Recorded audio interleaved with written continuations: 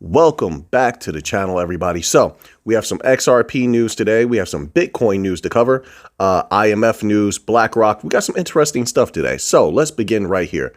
Now, this article is titled Ripple Recognized by MasterCard for XRP-based remittances. So we've seen throughout the beginnings of this year, Ripple's been getting a lot of praise for its XRP specifically based payment systems. As I've always said, it's the best thing that they have going. We're in the driver's seat as of now. And now we have MasterCard praising XRP. So now let's read this little tidbit. It says, renowned payment processor MasterCard has recognized crypto-based payment giant Ripple among the leading entities shaping payment solutions in Latin America. This recognition of Ripple's effort came in a recent publication by MasterCard. The report explored the future of remittances in Latin America, which, by the way, this is going to connect to another article that we have coming in the second chapter. It says, remittances in Latin America from the angles of digitalization, diverse payment channels, and the importance of strategic partnerships. Pseudonymous XRP community figure Wrath of Kahneman. Shout out to Wrath of Kahneman, because Wrath of Kahneman has been putting in a lot of hard work. All right. Called attention to this development in a recent post on X. Then it says this: in the report, MasterCard emphasized that remittances, commonly called cross-border payments, have a more profound impact on individuals' financial well-being than other areas of financial services. Which, listen, this is going to be huge in the future, especially because you have so many people both leaving the U.S. I want to emphasize that there's a huge amount of people leaving the U.S. and they're doing very well for themselves elsewhere, and they're going to be sending money back to the U.S. Then you have a huge influx of people coming to the U.S. We'll see how that works out, because right now, economically, the U.S. is shaky. So I heard a lot of people are thinking about leaving the U.S. They came here looking for opportunity, can't find it, thinking about leaving, but we'll see how that works out. But if that continues, you're going to have a lot of money being sent from the U.S. to other countries, and people are going to want to do that cheaply, efficiently, quickly, right? And I don't think anyone's better at that than XRP, XLM, Algorand, the usual suspects. Just my humble opinion. So this could be huge in the future. We've covered this before, but now things are starting to build. Things are beginning to be actuated. You see a lot of movement happening. And also, we're almost at the end of that case, right? You got this insane stuff that's going on with the SEC. But we actually have an article coming up in a later chapter about that, where we get a little bit more clarification. So now, it says, it cited the United Nations Sustainable Development Goals, which recognize remittances as a crucial lifeline for families and communities. MasterCard stressed their significance, particularly in the low and middle income nations. Specifically, the report cited that approximately 800 million people worldwide, or roughly 1 out of 10, reside in households that receive international remittances. I think it's only going to increase. Let me tell you something right now. The advent of the digital nomad, don't ever forget it. People want to work from home. People want to work remotely. And there's a lot of companies now that are coming to this realization of no matter how much they threaten the people are going to come back. And there's a lot of people I've been reading, right? I've even seen some video footage of people saying, hey, they'd rather quit their job, leave their career, go somewhere else, because there's always new opportunity. If you know how to work it, there is. And instead of go back to the office. So being a digital nomad, being able to travel, being able to work it from anywhere, that's going to continue, in my humble opinion. And you're going to have people working from Bali. You're going to have people working from Europe that live in the U.S. I mean, they're going to be in Latin America working in the U.S. So I think that's only going to continue. So once again, they still have family here. They have mothers, fathers, maybe even children. I don't know. And they're going to want to send money to them, right? How do you do that? You want to do that nice and cheap and easy and not have it take days and days at a time, not have fees heaped on top of it? Well, there are these new methods. And if we get more clarity in the future, it might become a little bit more delicious for them to do so. But so we have that. Now let's move on to this next article here, okay? So MasterCard praised XRP and Ripple. And now we're moving on here because there's a lot of things going on in Latin America. So now we have this article here from newsbitcoin.com, and it's titled Latin America Insights. Chile to keep advancing CBDC tests. I'm always torn between saying Chile and Chile. So I'm just going to go with Chile. Let's begin here. It says, the Central Bank of Chile announced that it will conduct central bank digital currency tests to improve its understanding of inner workings of a CBDC. In its second report on CBDC, where the bank examined the pros and the cons of the hypothetical issuance of a CBDC in Chile, it acknowledged that it had run these tests to improve its understanding of the issue. The report stated the bank would advance in the, quote, design and implementation of concept tests in controlled environments to improve understanding of the challenges and implications in technological and operational terms that the issuance of a CBDC could have, unquote. Now, who is heavy all across Latin America? As far as bank coins, we know that there's legacy system actors also involved, but Stellar is heavy in Latin America, all across Latin America. Algorand is heavy via Koi banks all across Latin America. They're also very heavy in Africa as well.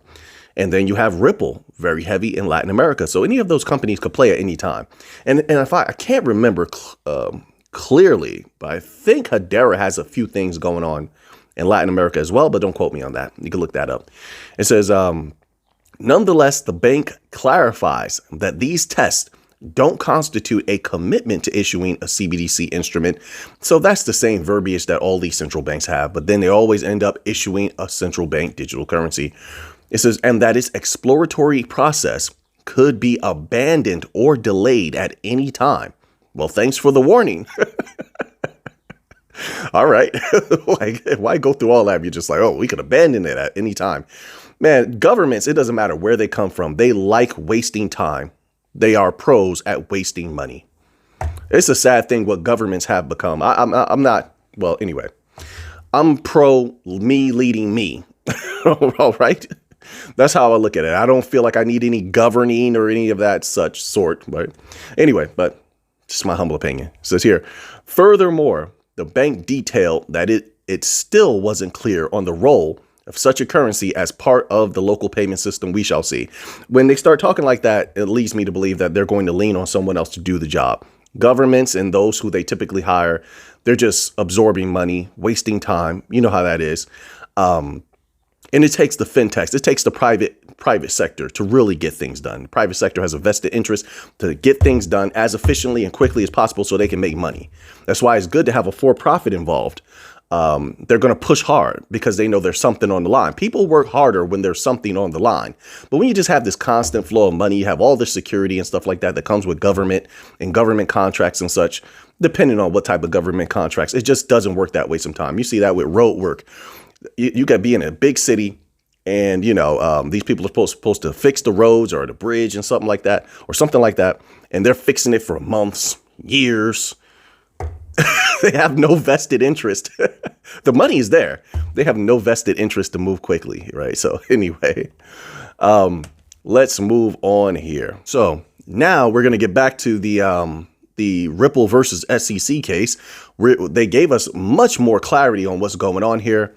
I believe in this article, we're going to actually hear thoughts from the SEC now, not just from Stuart Alderott. He just, kind of just let the cat out the bag the other day. There wasn't a whole lot of clarity on extra verbiage from the SEC. So let's read this little tidbit here. It says, on Monday, Stuart Alderott, Ripple Labs chief legal officer, posted on social media that the SEC was asking for such a fine, the $2 billion and such, and the redacted versions of the court documents would be publicly made on March the 26th. The SEC's proposal asked the court to order Ripple Labs to pay $876 million in disgorgement and $198 million in prejudgment interest, and $876 million civil penalty, amounting to a total of $1.95 billion. All right. And then they go into when the case began.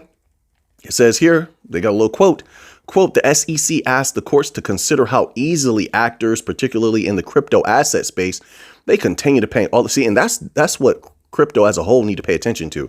While they were just paying attention to Ripple and kicking Ripple and XRP holders in the ribs all the time, they should have been paying attention to this verbiage that the SEC uses, where they keep on paying all of crypto as bad as security, as possible illicit actors and such, which means they have intentions to go after the whole of crypto, which is why it didn't surprise me once I start seeing signs that they were going to possibly go after Ethereum. They want the big fish, and they have to save face from what Bill Hemmon did. It says, can today engage in the same sort of conduct as Ripple?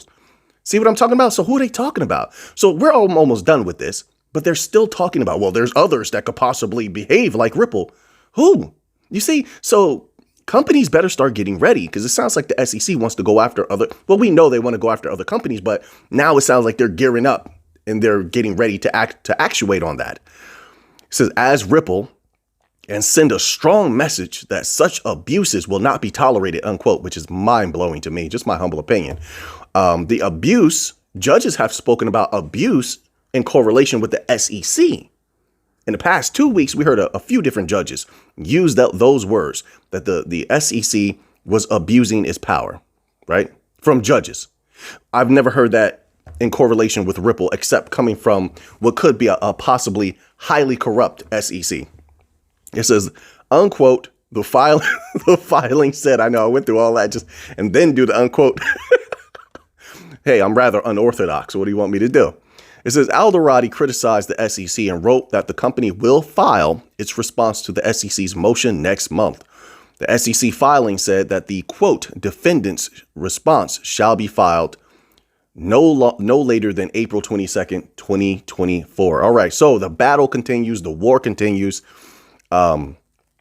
We'll see how all this shakes out. I believe we're going to come out on the winning side. We've been winning all along.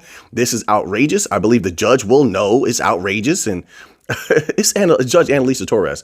So I'm expecting something very logical in this outcome, something very reasonable in this outcome. And then hopefully we can get over this and we can move forward, and XRP can run wild. And hopefully crypto is not injured. I hope Ethereum is ready to fight. We need every single crypto company ready to fight. Be prepared. We're all interconnected. We're all in this together. I wish people thought like that from the beginning. That's what I've been saying from the beginning. Stick together. Weaker apart. So now let's move on here. We have this article here. And this article is titled, IMF recommends stablecoins and CBDCs to boost Pacific Islands economies. While CBDCs might be the best option for those nations with existent currencies and mature banks, private stablecoins might help less advantaged economies. You know what it is? Stablecoins are easily deployed, easy to use, easy to keep track of. They are like a base level CBDC, a very basic CBDC. The Fed said it, and I agree with that. It says the International Monetary Fund believes that the digital money, both private and public, could help the world's most remote and dispersed nations in the Pacific Ocean to raise financial inclusion and the quality of financial services. And that's another thing. They continue to push that whole financial inclusion angle because so many people use paper tender still. And when you use paper tender, you can't be tracked, right? When you use paper tender, you're still sort of independent, right? They don't want that. They want you in a digital system where they can look at everything that you do. If they want anything done, they could pull that money from that account, right? But a lot of people don't have accounts, especially in lower income communities or so-called developing worlds. Yeah, they take hold of their own stuff, right? You can't control them as much. It says on, just my humble opinion, it says on March 25th, the IMF published a report on the potential of role of stablecoins and central bank digital currencies on the economies of the Pacific Islands. In a 58-page text, the IMF senior economic experts highlighted the challenges faced by dozens of countries and microstates located in the Pacific Islands area. Quote, limited and unequal access to financial services contributes to persistent poverty and inequality. That's really IMF. That's what you want to say. It says the countries are also highly dependent on remittance flows, which makes them disproportionately impacted by diminishing correspondent banking relationships. Yes, that's why we need global clarity on crypto so they can deploy systems like Stellar, XRPL, Algorand, and do everything for cheap. You're the ones getting in the way. Tell the truth. You're the ones getting in the way. And you want to be real about it. The legacy system has taken full advantage of all of these places. As a matter of fact, they've taken advantage of all the people around the world and put them in that hurt position, right? So just be honest about it, IMF. Come on now. Although I know you're not, but that's the honest truth. The IMF believes these nations can benefit from the digital money revolution. Definitely, I agree with that.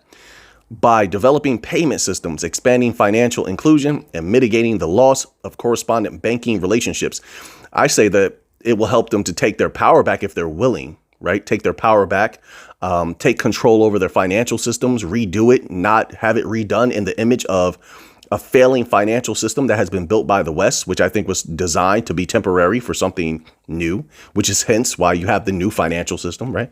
I think they always knew that.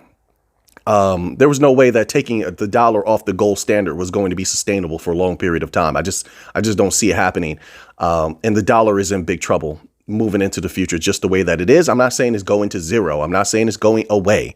I'm saying it's in trouble, and it is. And the people who use the dollar that live in the U.S., are going to experience some harsh times because of the dollar if it continues on this trajectory.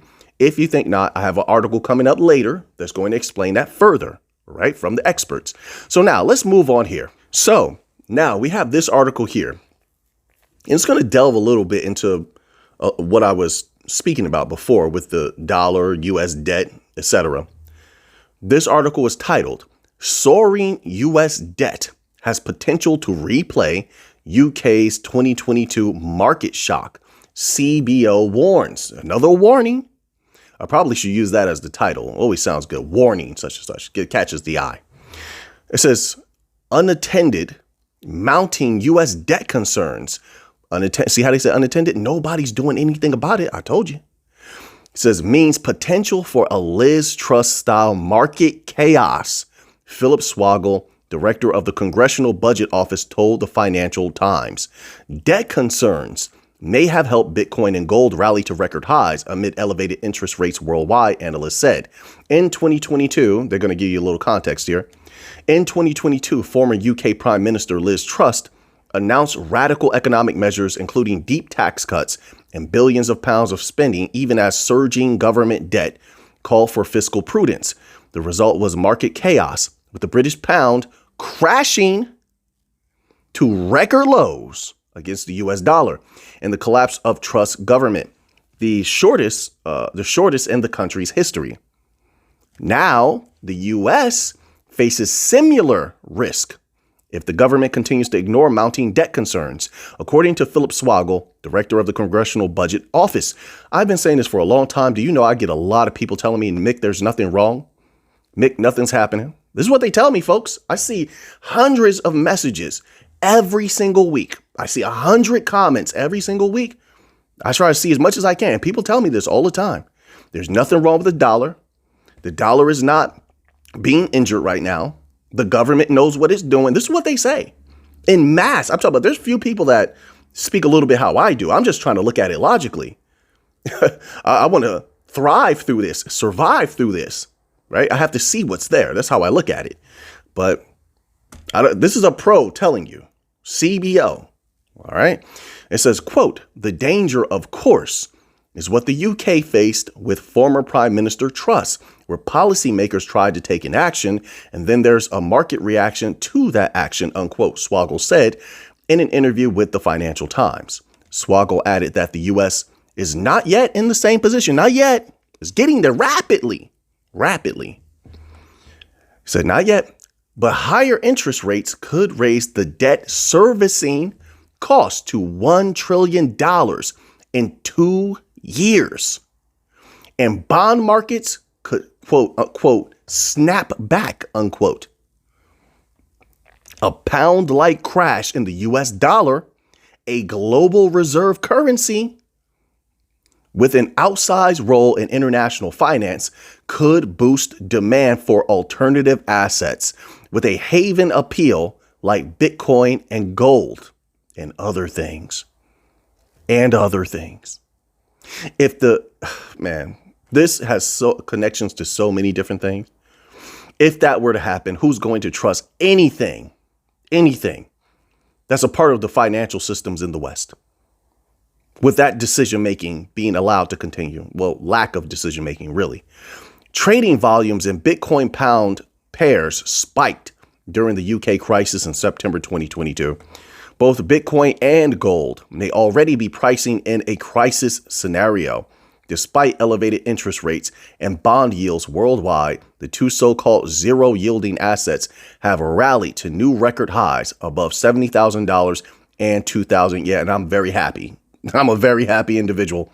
It says, respectively, both have surpassed their previous peaks set in 2020 and 2021, when interest rates in the U.S. and other parts of the world were pinned near or below zero. So now let's end off here with a little bit of Bitcoin news. Why not? Since they just spoke about Bitcoin. So this article is titled "Over $6 billion worth of Bitcoin moved by fifth richest Bitcoin whale." The funds haven't moved since 2019 when the whale address received them. The fifth largest Bitcoin holding address, also dubbed 37X, has moved over $6 billion worth of Bitcoin to 3 new addresses for the first time since 2019. The Bitcoin whale transferred nearly its entire balance of 94,500 Bitcoin worth $6.05 billion on March 23rd, leaving only 1.4 Bitcoin in the initial address, according to a March 25th X post by Arkham Intelligence. It says here, the transfer occurred during a period of increased institutional interest in Bitcoin, driven by the upcoming Bitcoin halving, which will slash block issuance rewards in half when it occurs in late April.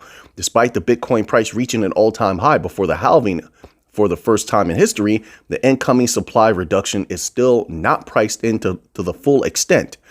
Co-founder of D8X, Decentralized Exchange, and former executive director at UBS told Cointelegraph. The over $6 billion transfer occurred 2 days before Bitcoin reclaimed the $70,000 psychological level on March 25th. So we shall see a lot of interesting things happening with Bitcoin right now. The people see the writing on the wall. Man, it could get insane for Bitcoin this year. It really could. And that means fireworks for the rest of crypto. So now that you have that information, what are you going to do with it? I know what I'm going to do with it. So until the next time, let's get to the money.